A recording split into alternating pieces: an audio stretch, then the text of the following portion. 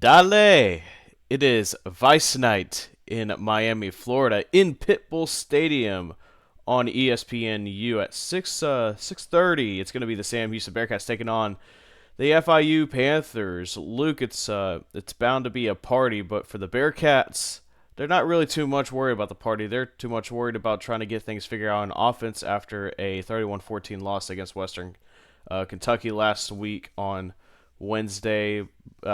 This is going to be a tough matchup, regardless, even if the team was fully healthy. Yeah, it looks like on the roster so far and on the two deep, it lists Hunter Watson, but we know how these kind of things can work out with the coaches. Um, you know, saying one guy could start indirectly, but maybe not. We both are kind of thinking it's going to be Jace Bauer starting this one against FIU there in Miami. So yeah, I got to find a way to bounce back. From the loss against Western Kentucky, and FIU's been kind of up and down this year. So, hopefully things can turn out well. But I think we're both pretty cautious about this one.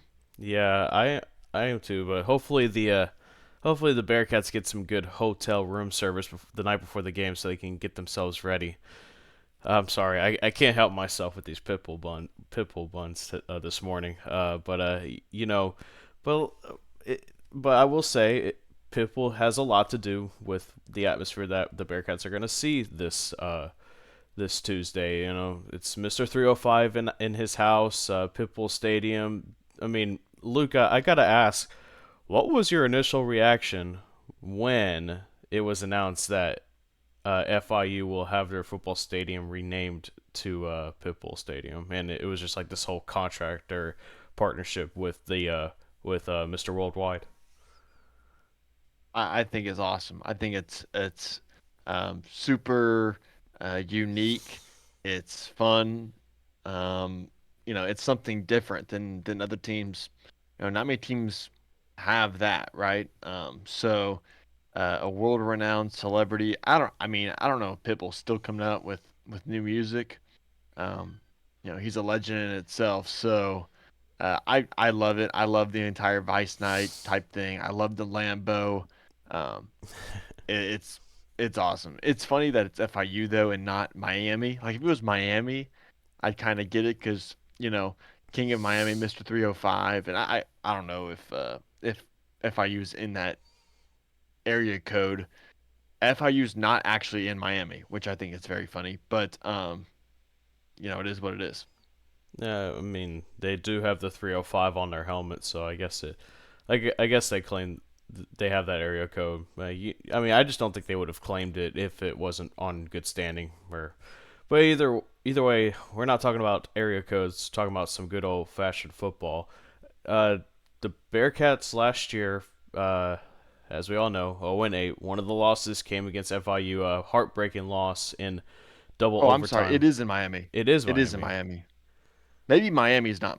Oh no, Miami is in Coral Gables. Never mind. Yeah, Miami. Yeah, so yeah, you learn something new every day. You learn something new every day.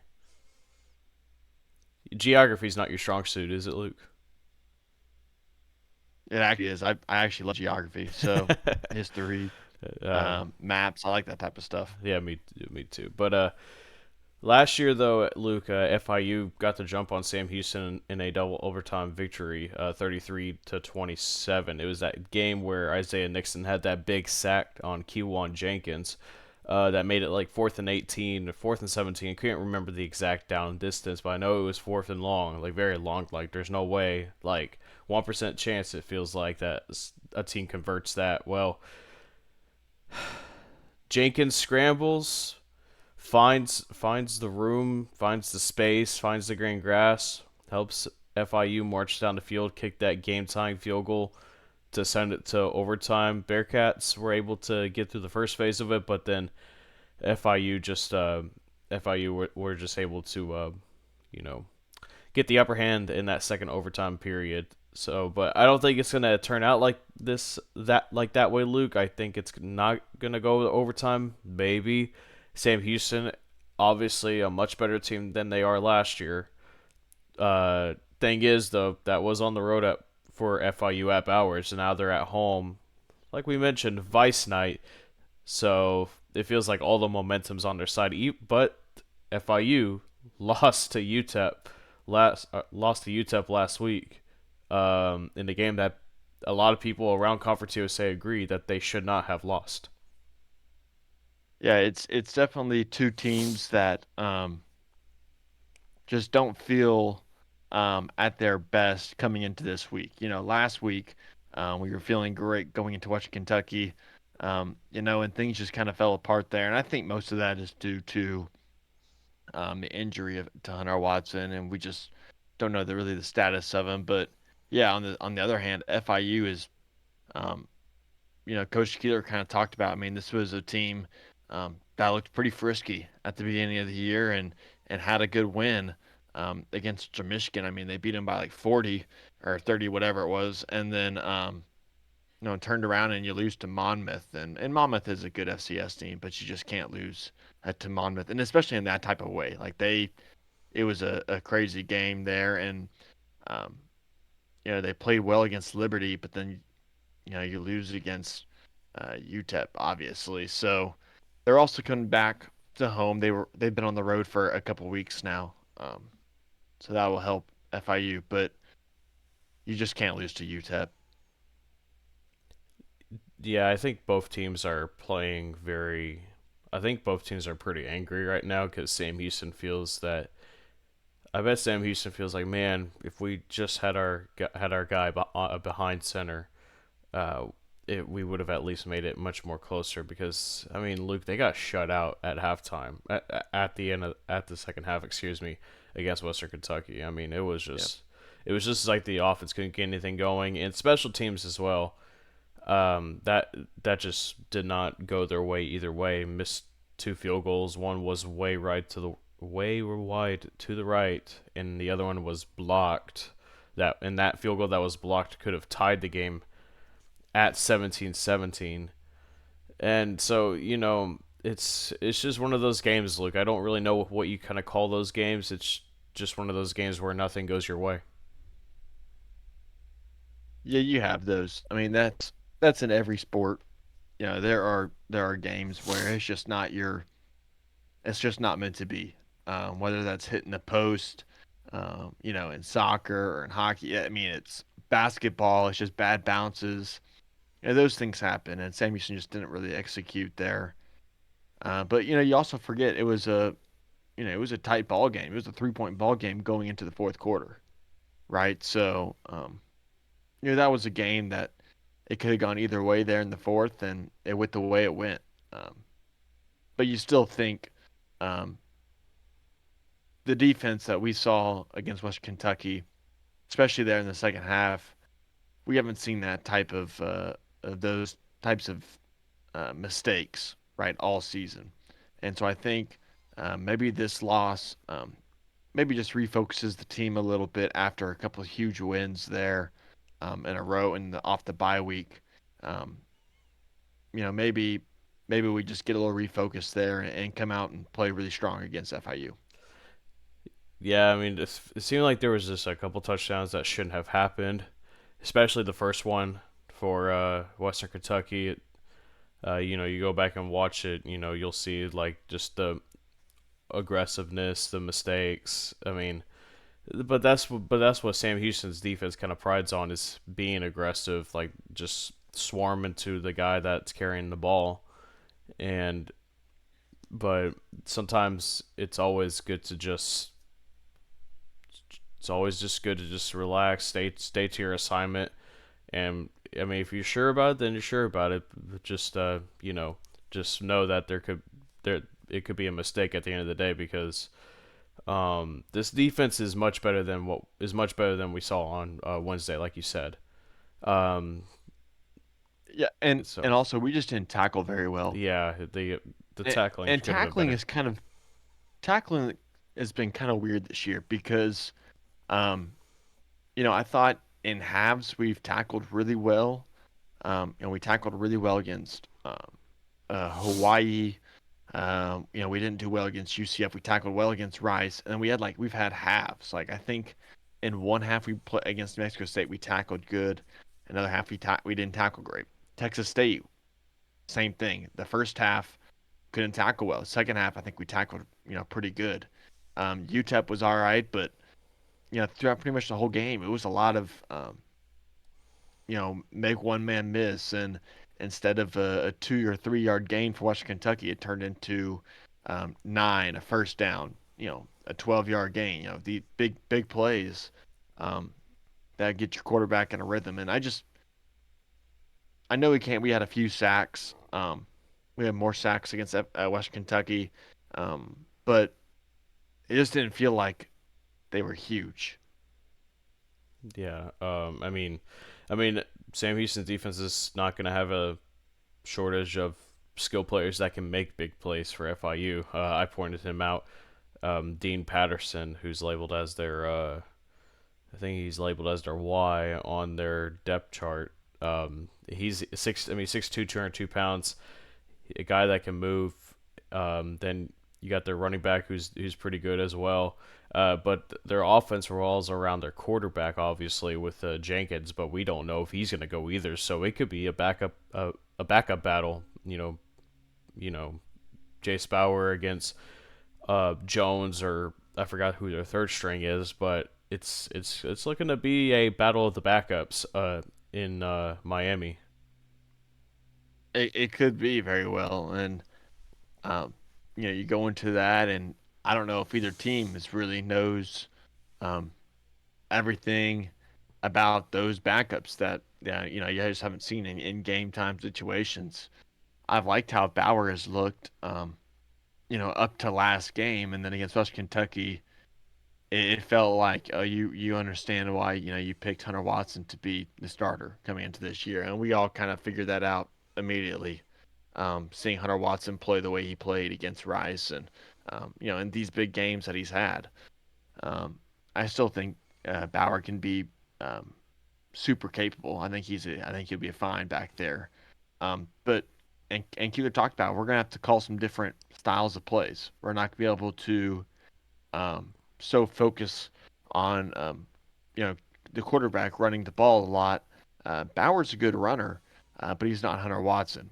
And so we're gonna have to, I guess, get the running backs more involved in different ways, throwing it to them, whether that's screens, whether that's dump offs, check downs, and then the receivers gonna have to really step up for Hunter Watson possibly not playing. Yeah. It's I mean, it just seems like it's of course going to be something that's going to be led up to a game time decision. I don't know if Watson's going to travel with them or not. I don't really necessarily know how that whole travel situation works. If a player's like still up in limbo on if they're going to go or not, like do they still travel with the team, especially if it's your starting quarterback?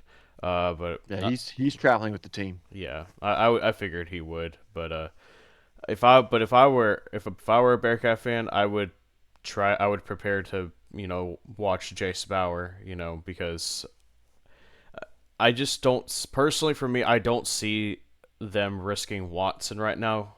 It's, I think Keeler said that Watson saw a chiropractor before the weekend started. So that leads me to say that it may not be a concussion, because not I mean chiropractic actually does help with concussions in one way, but I don't know, I felt that detail just felt really out there. So it may not be a concussion issue. Maybe it just has something. Maybe it's something else to do with the head and neck area. I mean, who knows? But of course, we don't like speculating. Um, we don't speculate injuries. But we'll see. We'll see. Because I mean, I watched that last play. I watched that last play before he went down. Uh, it looked like he was favoring this area over here, like his whole head and neck area. So, but like I said, who knows? But yeah, but Luke, before we, of course, end this pod, let's dive straight into our keys and predictions. And I feel like this is going to be the toughest keys and predictions we're gonna have to do all year, especially since, like we just talked about, we may not have Hunter Watson under center. Yeah, I think you're going to have to bounce back, especially on special teams coming into this game. FIU is always going to have good athletes.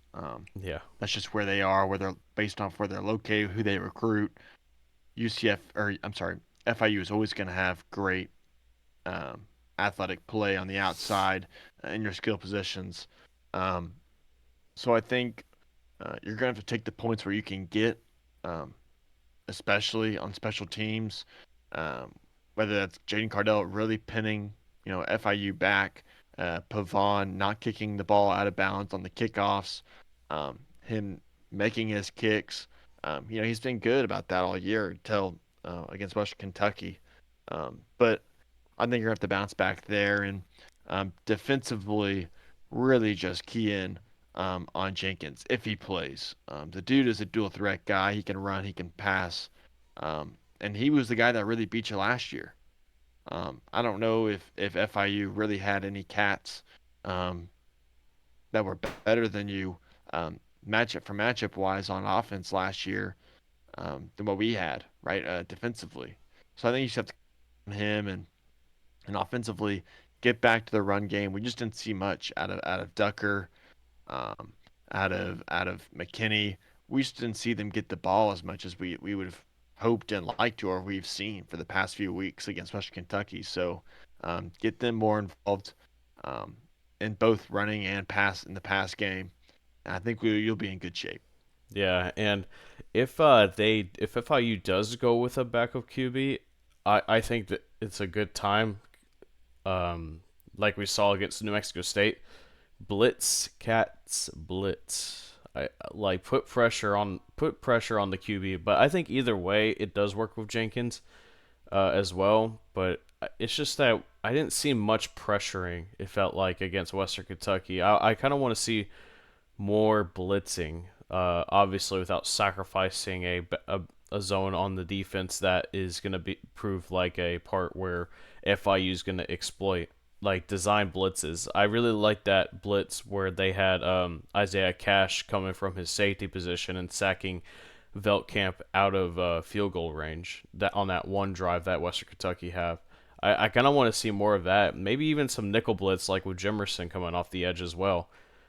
Just basically play little mind games like design your coverages, design your blitzes. Just I mean I know that's basics. I know that's basic stuff for them, but as a guy that's gonna be watching on TV, that's something I'm gonna be keeping an eye on.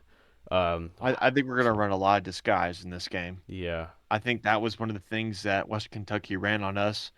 Um, Yeah, dude, they were and just and maybe it threw our offense off a little bit. And what I mean by disguise is, um, line up like you're running man and you're running zone. For those that don't know, or vice versa, right?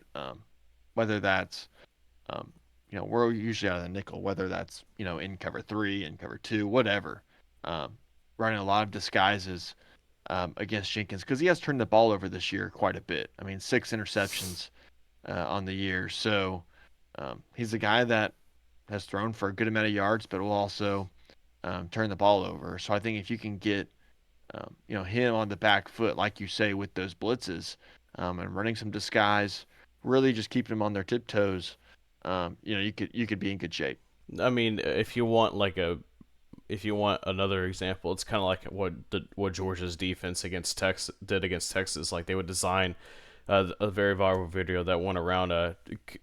Coach Dan Casey, if y'all ever follow him, go follow his stuff. If you want to learn more about the game of football, he will post videos on like designs on offense plays, but also he looks at the defensive side of things. Like Georgia's front went from like a 3-man rush to a 5-man rush, like right before Texas snapped, and it's just the little finer details of a defense that will separate from the good defenses and the really great defenses. And I think Sam Houston is a good defense. I just think that I think they played their worst game this past go around against Western Kentucky. You talk about that Georgia Texas game. Colin, I don't know if there's any players that lost more money talking about the draft wise than Georgia or than Texas's um, two tackles that were supposed to be in the first round, and Denzel Burke from Ohio State from Oregon a few weeks ago. They lost so much money these past 2 weeks. I feel bad for them. I do have to ask you though, Luke. Well, actually, I'll give my keys and predictions, and I am kind of curious how you feel about the college football world. Before we end things off, just to kind of add a little thing for our viewers and listeners out there. And if you haven't already, be sure you subscribe today to Sam Houston Sports Talk. We're at 179, slowly trotting to 200 subs. And again, we do have a special guest joining the pod, and that pod episode is coming out this Friday. So keep an eye out on that.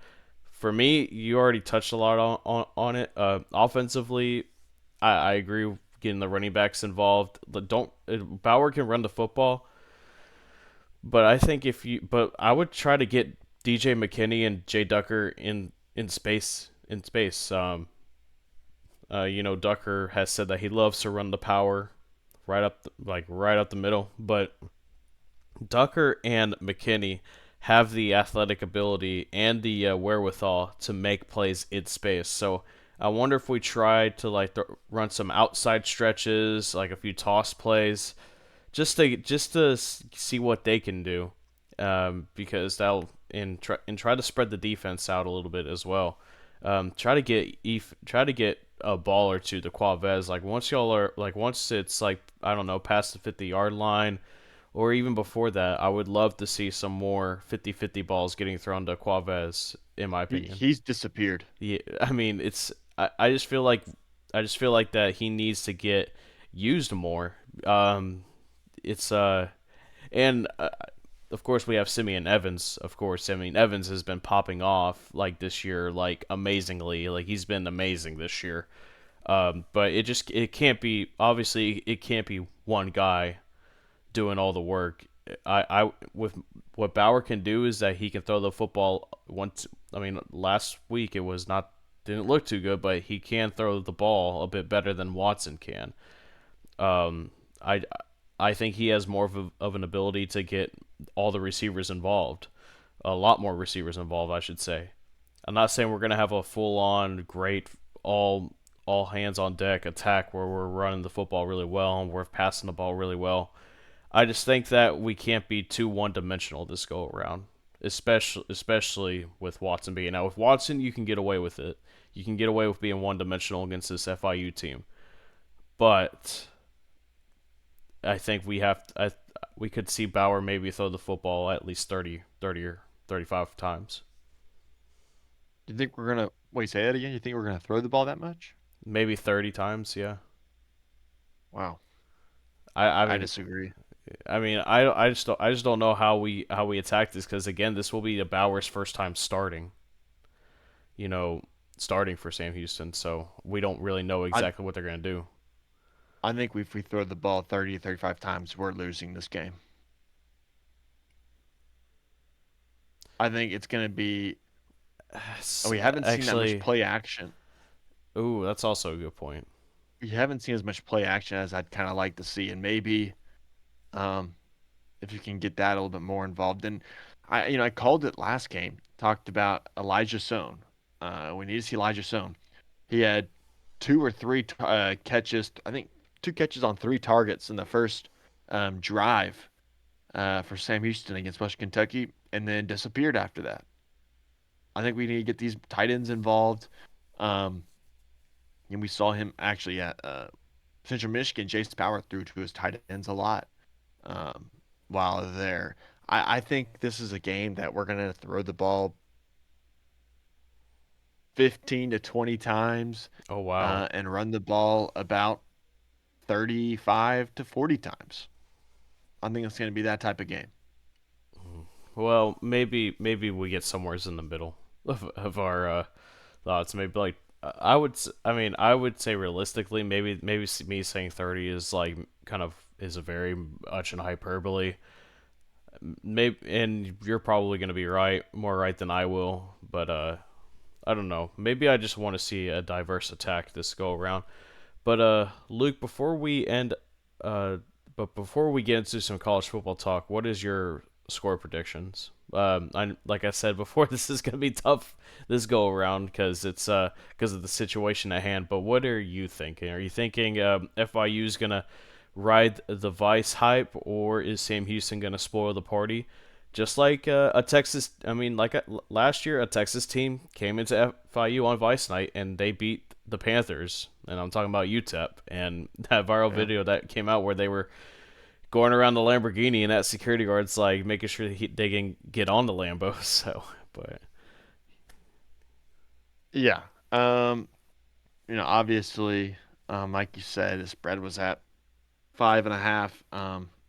And we're this is on Monday, so this is the day before the game. I like the points here. I like FIU to cover.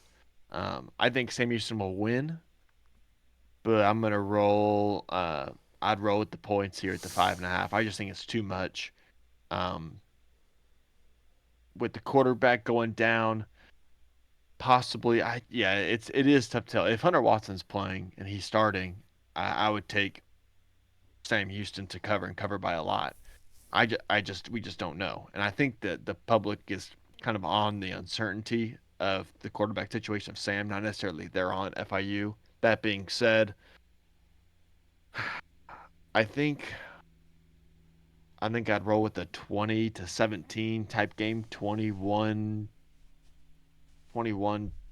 type game. I think it's going to be close. And I think Sam Houston's defense holds FIU on a late drive to win the game to seal the deal. I'm gonna say 24 to I'm gonna say 24 to 20 or something like that. Kind of on your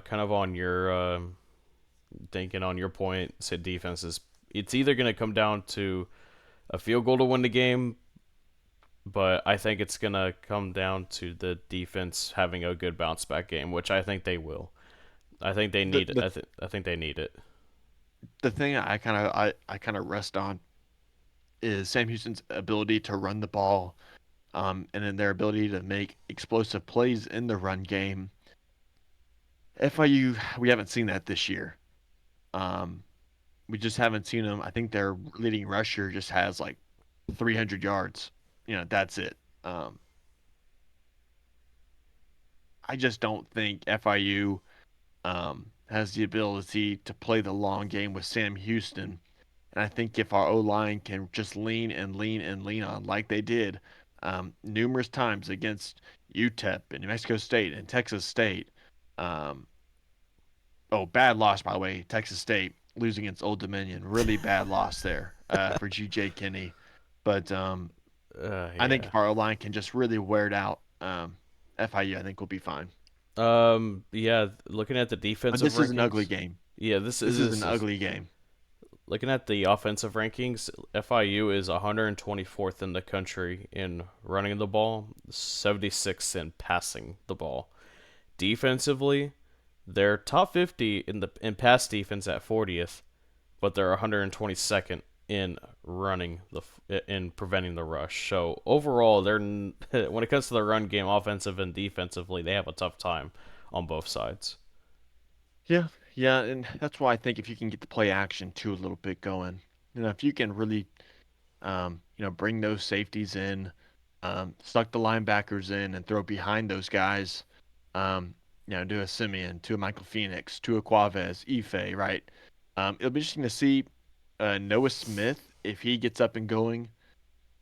This game he was out against Western Kentucky, and I think they missed him a little bit there offensively, especially in the second half. Colin, do we have a status update on Noah Smith? Keeler said that Smith does want to go, but I feel like it will ultimately be a game time decision. I think he'll still travel with the Okay. team. I think he'll be a game time decision. Okay. Yeah, it's this whole game is a game time decision. Man, but Anyway, Luke, before we end the pod, let's kind of take a look at the college football world. We're kind of a little over halfway through this season overall, and kind of just real quick, just to go over it. If you want a call overturned, just throw water bottles on the field. Yeah, I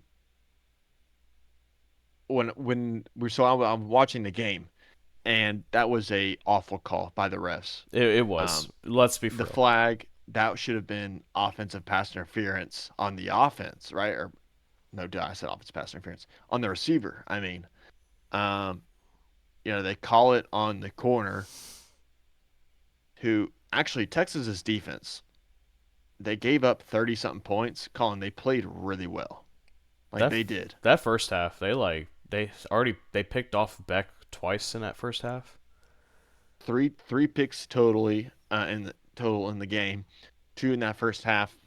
Georgia didn't drive down the field the entire game, No. except I think one drive, which was that kind of sealer right after that penalty that got reversed. Uh, Georgia's a good team. Texas is good. Quinn Ewers has been shaky though this year. I will say that Quinn Ewers, we haven't seen him play his best game like he did in the Big 12 championship.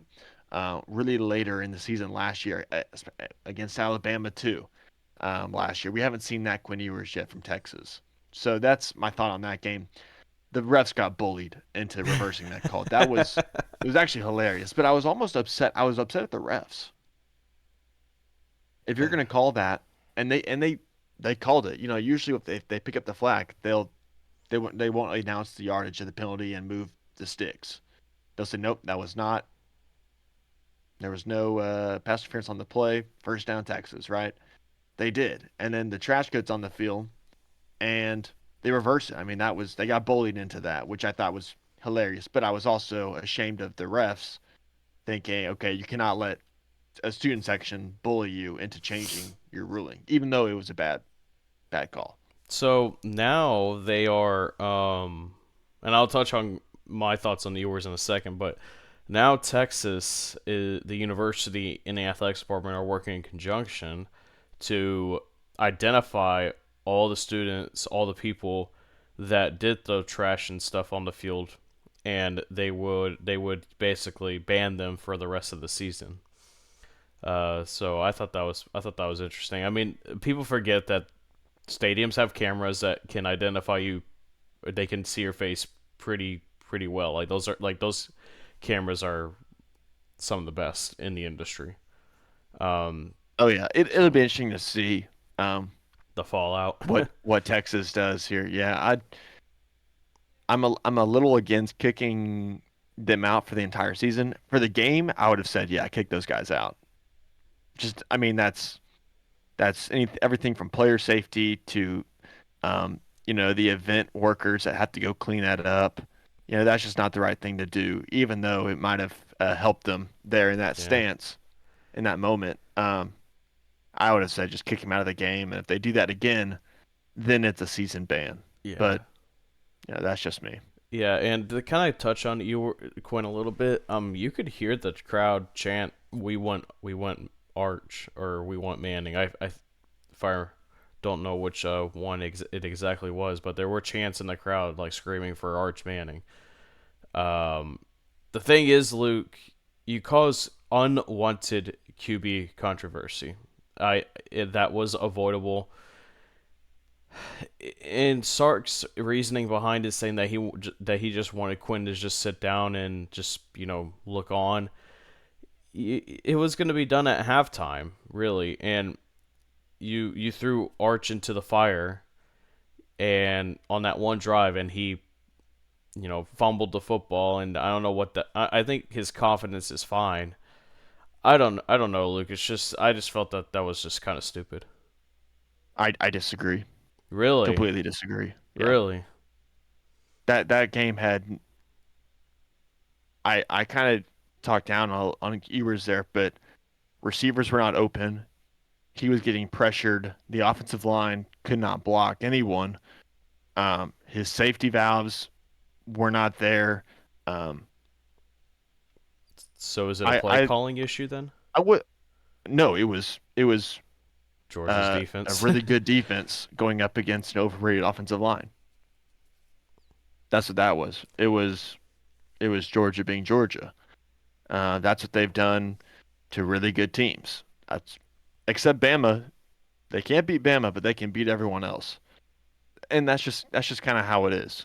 Yeah. Um, I don't put that on Texas or I mean on Ewers or Manning because you saw Manning go in there and he had a huge run, and besides that, nothing.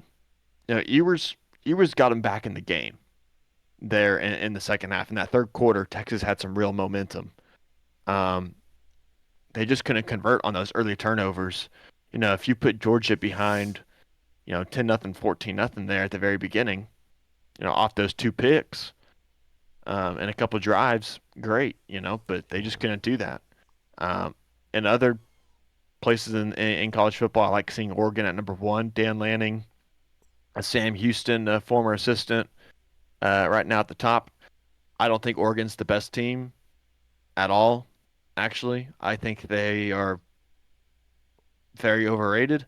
I think Ohio State's much better than them. I think Ohio State um, lost a toss-up game there, but I think Georgia's probably the number one team in the nation. But they had to put Oregon there. Yeah, they had to. Army and Navy still giving everyone the business, and Boise State was off this week. Luke, it's crazy to think what happens. I mean, at Army and Navy, their two toughest tasks left is Notre Dame and in South Bend, and Boise State. They're just on a roll. Luke, I'm just saying, there's a possibility that three Group of Five teams could end up being in consideration for the CFP, consider if they all win out. I mean that's or it just I mean I don't know Well, they that. can't win out because Army and Navy play against each other. Oh well, yeah, that's true. That is true. I forget that. I thought that game didn't count for some reason, but whatever. Oh yeah, because they're playing 13 games. They're playing 13 games. Okay, that makes sense. Because they have to. They do play the.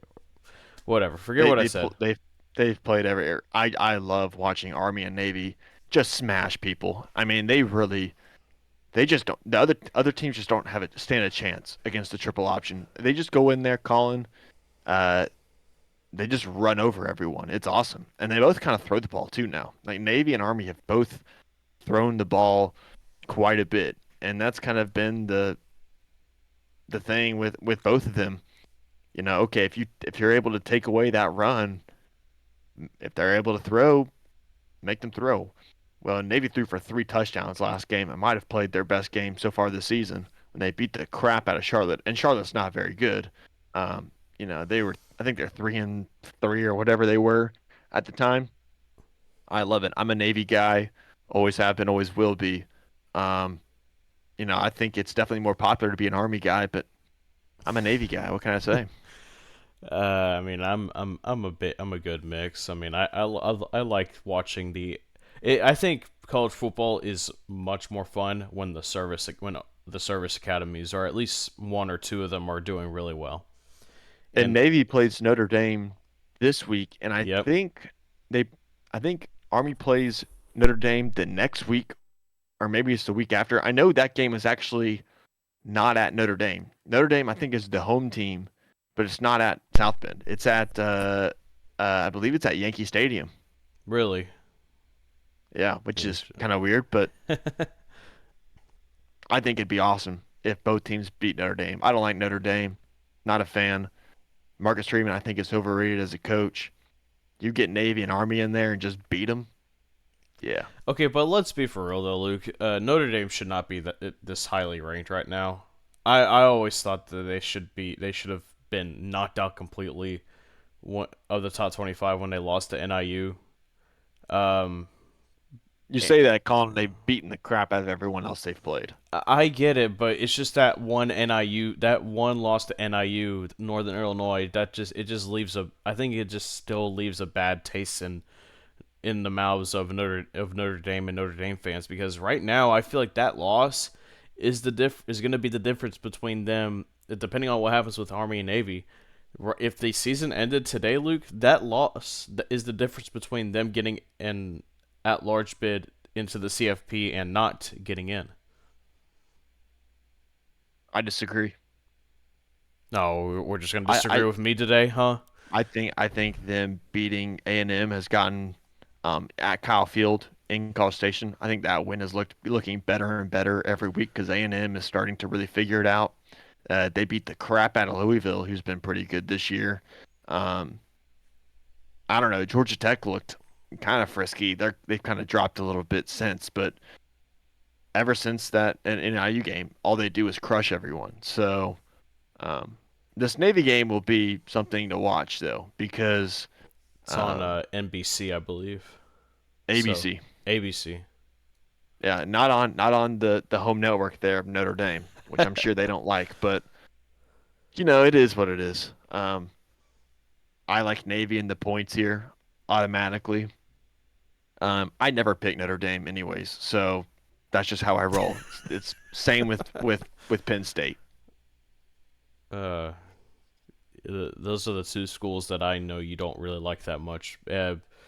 So, I don't know. The history I get with Notre Dame, it's just that what have they Love gotten? the I love the uniforms. I love the gold dome.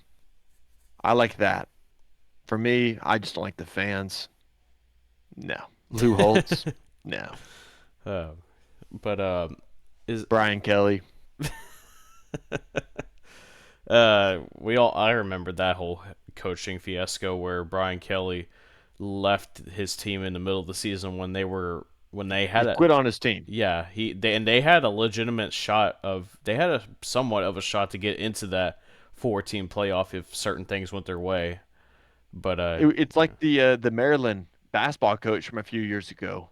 Um, with Turgeon quit on his team. Completely quit on his team. didn't they make the tournament that year? Because they beat No, what I is don't it? think so. That's not the year they beat West Virginia in the first round. I don't know.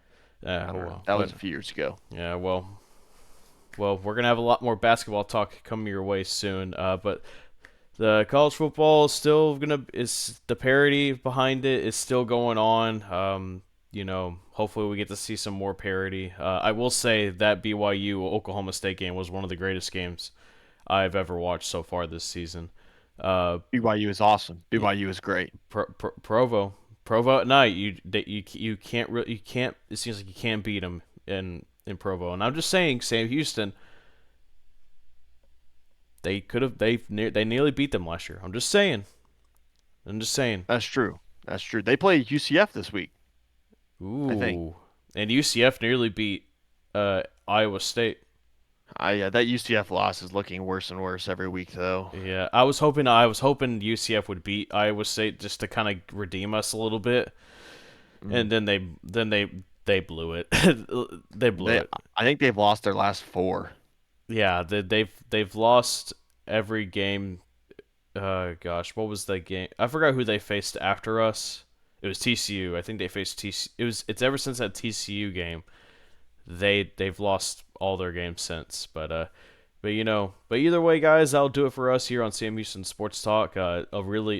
This turned out to be kind of a long episode, but we'll see what happens this Tuesday against FIU. Can the Bearcats redeem themselves after a tough home loss against Western Kentucky, or will they drop back-to-back games? We'll see what happens. Again, Bearcats Panthers on ESPNU, so another nationally televised game. I think there are going to be a lot more eyes, especially on this game since it is Vice Night. Let's see if the Bearcats can spoil the party. That was Luke Scott. I'm Colin Neal. And be sure you like and subscribe today to Sam Houston Sports Talk. And as always, eat 'em up, cats. Eat them up.